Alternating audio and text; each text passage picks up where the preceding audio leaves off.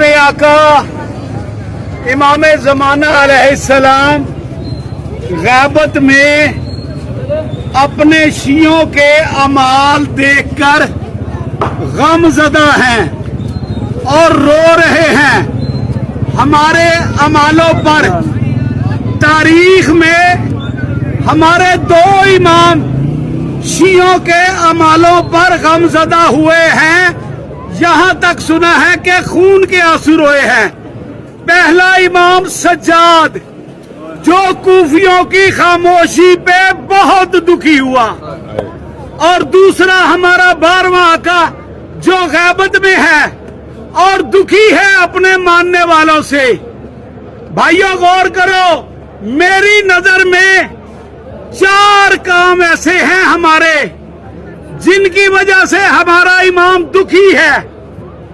पहला काम, मेंबरे हुसैन पर बेदीन बेनमाजी बंदरों की तरह हरकतें करने वाले अनपढ़ जाहल खूने हुसैन की तिजारत करने वाले ये लोग मेंबरे हुसैन पर आ गए हैं।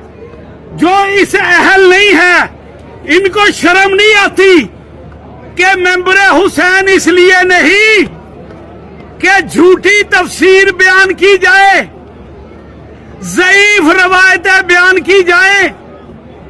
ये हमारे जाकर, ये अल्लामे जो लोगों से तकरीर लिखवा कर पढ़ते हैं, खुद अनपढ़ हैं, और ये हमारे जाकर, इनको जाकर नहीं कहना भैया, ये गवैये हैं, गवैये।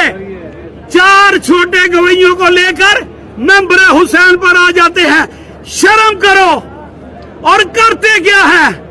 फिल्मी गानों की तर्ज पर अहले बैत के फजाइल और फिल्मी गानों की तर्ज पर अहले बैत के मुसाहिब पढ़ते हैं। इनकी वजह से इमाम गमज़दा है। और दूसरे वो लोग जो ऐसे बदकार, बेदीन और जाहलों को मजलिस की दावत देते हैं। ओ भाइयों, ये जो सहूलतकार है, ये इनके साथ मुजरम है। वो जैसे कहावत है कि शराब पीने वाला भी लानती है, जो ला के दे वो भी लानती है।